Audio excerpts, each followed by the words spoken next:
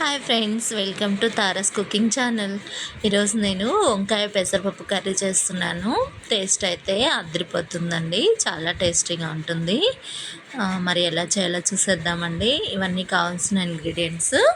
First బాండి పెట్టుకొని oil వేసుకొని పోపు వేసుకుందామండి. ఈ పోపులో ఆవాలు, జీలకర్ర, ఎండుమిర్చి, కరివేపాకు వేసుకొని ఈ పచ్చిమిర్చి అండ్ వెల్లుల్లి, జీలకర్ర దంచి పెట్టుకొని ఆ పేస్ట్ వేసుకోవాలి. నెక్స్ట్ ఆనియన్స్ వేసుకొని ఫ్రై అయిన తర్వాత కరివేపాకు వేసుకొని ఫ్రై అయిన తర్వాత మనం కట్ చేసి పెట్టుకున్నటువంటి ఈ వంకాయలు, పెసరపప్పు వేసి మూత పెట్టుకుందామండి.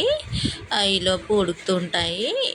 10 మినిట్స్ అయిన తర్వాత మనము టమాటో ప్యూరీ వేసుకుందాము. టమాటోస్ కట్ చేసి ప్యూరీ ప్రిపేర్ చేసుకొని మిక్సీ బట్టి వేసుకొని ఒక 10 మినిట్స్ ఉడికించుకోవాలండి. ఈ విధంగా 10 మినిట్స్ ఉడికిన తర్వాత మనకు తగినంత పసుపు, కారం, ఉప్పు, ధనియాల పౌడరు వేసుకొని బాగా ఉడికించుకోవాలండి. లాస్ట్లో కొత్తిమీర వేసుకొని సర్వ్ చేసుకోవాలి. అంతేనండి, టొమాటో వంకాయ పప్పు రెడీ అండి.